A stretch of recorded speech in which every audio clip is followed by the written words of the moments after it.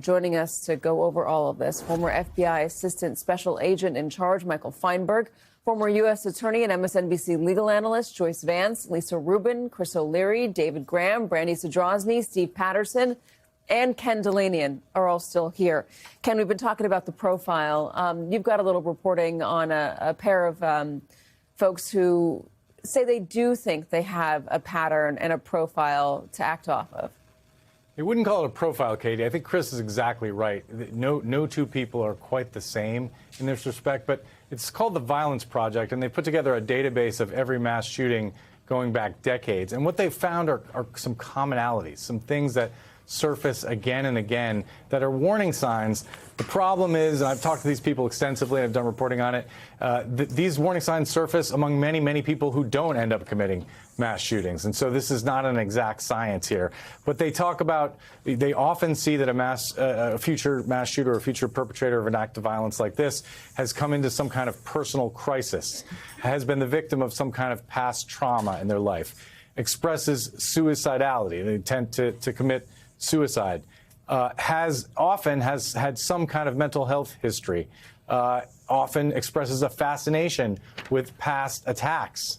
And again, many of these traits have not been exhibited, at least according to the public evidence, by this person in this case, which is what's so perplexing about this. This person has not, we don't have information that suggests that Tyler Robinson fits this category. But, and the other thing they would tell you is that there's this misnomer that people have a psychotic break and go and do something like this. Very often it's a long, slow decline into alienation, into anger. It's something they think about for a very long time. And they often have what's called leakage, where they talk to other people about their potential plans. And again, no evidence of that in this case whatsoever. So that's what makes this case so perplexing. There is a set of characteristics, and so far, Tyler Robinson doesn't seem to meet very many of them. Kate. Characteristics is a better way to describe it than profile. Michael Feinberg, I'd love to have you weigh in on this. Yeah, I think a lot of what Ken said is true. I'm always a little wary of extrapolating specific characteristics, even from a really well-done study. But to sort of reach back to what individuals were saying about nihilism earlier, this is very much on the rise. When I left the FBI, the #1 domestic priority threat that we were looking at was the 764 group. And we're really seeing a shift. I'm just sorry to interrupt you. Can you? I know Chris has mentioned it a couple times. Just explain who the 764 group is. Of course, the 764 group is a decentralized online community based on a lot of occult influences and a sort of sense of performative nihilism, and it almost operates as a ideological Ponzi scheme where instead of getting people in sort of the form of a chain letter to send money or something along those lines, they try and get individuals to self-harm or harm animals or commit other violent acts. And then once they've done so, if they're still around, those individuals in turn proselytize the same mission. It's honestly one of the most disturbing things I've ever seen in my entire career in both law enforcement and as a former prosecutor.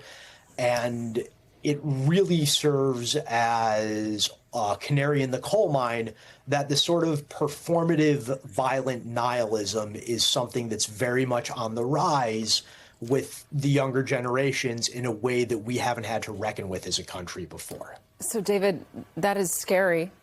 And it is a brave new world, if you will. Everybody's online. Parents are online. Kids are online. Parents can't get offline. It's hard for parents to tell their kids to get offline. It feels like we are in a very vicious and dangerous cycle. And it feels like they're blending. I mean, looking at the text messages included in this charging document, you see a sense almost that he can't tell reality apart from what's online. Yeah. So he's more concerned with his father missing the weapon than the life of this person he took. He is concerned about the memes. He's like doing it for the laughs of seeing these things on Fox News. So there seems to be like almost a flippancy that represents this disconnection from reality, I think. The flattening out of people online. You take a real human person who has many different characteristics, who has a family, who is a three-dimensional person, and you see snippets of them, and they become not a person, but a character. You know, we talk about how everyone thinks that they're the main character in a movie, and everyone else is, what are they, you know, a non... NPC. An NPC, non-player... Non-player character. Non-player character. Gosh, Brandy, I mean, you report on the online world. Where do people find success pulling themselves out of it? You know, I don't know.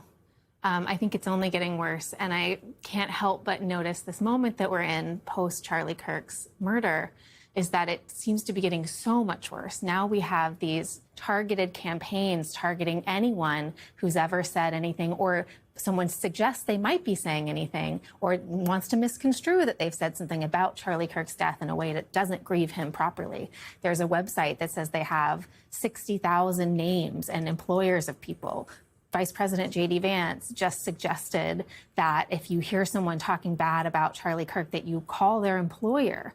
I mean, we are turning into these people that not only flatten each other online, but then go and do it in real life. And it's really, really upsetting. And I will say one more thing. I think what we've just learned here really disputes some of what we've heard over the last 2 days from the president, from the vice president who guest hosted Charlie Kirk's podcast yesterday, that the killer of Charlie Kirk worked somehow in some vast left-wing conspiracy to cause or to operate or to oversee Charlie Kirk's murder. It does not seem like that at all. We have no evidence for that.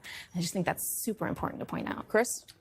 Yes, that's true. There have been periods in the United States where violence from the left was the predominant, movement. Late '60s, early '70s. But even going back, the original political violence in the United States, putting the KKK aside, coming out of the Civil War, but the anarchist movement, and I mean that really you had, President McKinley was assassinated by an anarchist.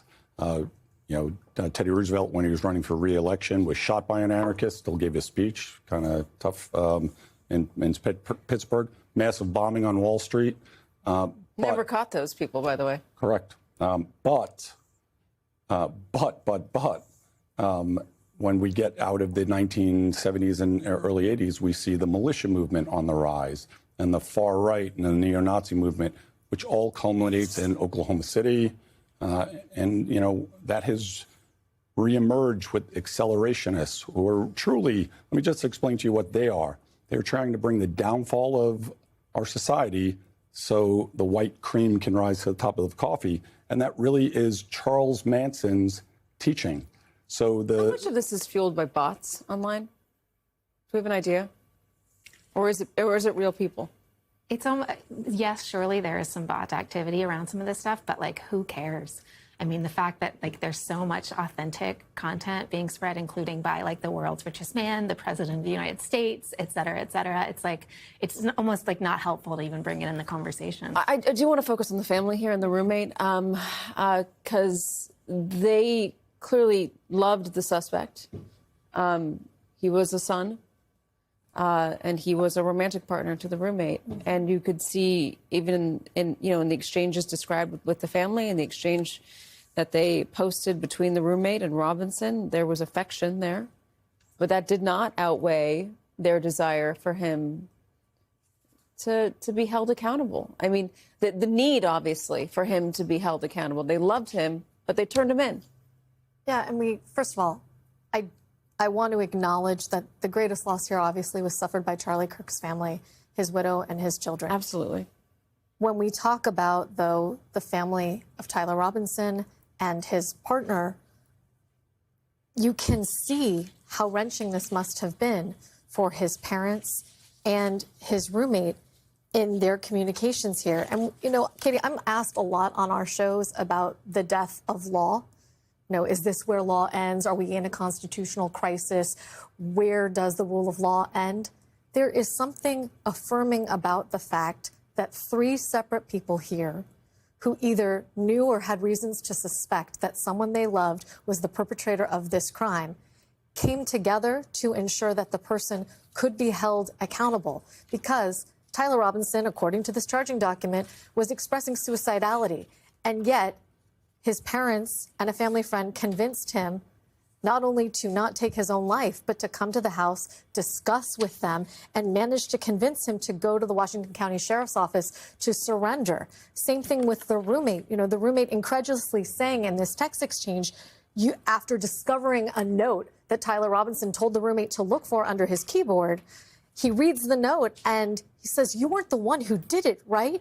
And Robinson says, "I am. I'm sorry." And then further admits to his motive and then talks about, "If I'm able to grab my rifle unseen, I will have left no evidence." That itself is another admission. Now, under Utah law, a confession is not enough to find somebody guilty of a crime. You have to have corroborating evidence. But throughout this, there are multiple confessions and or admissions, whether online or in person, that I will expect prosecutors to trot out at trial. And guess who some of their witnesses are going to have to be?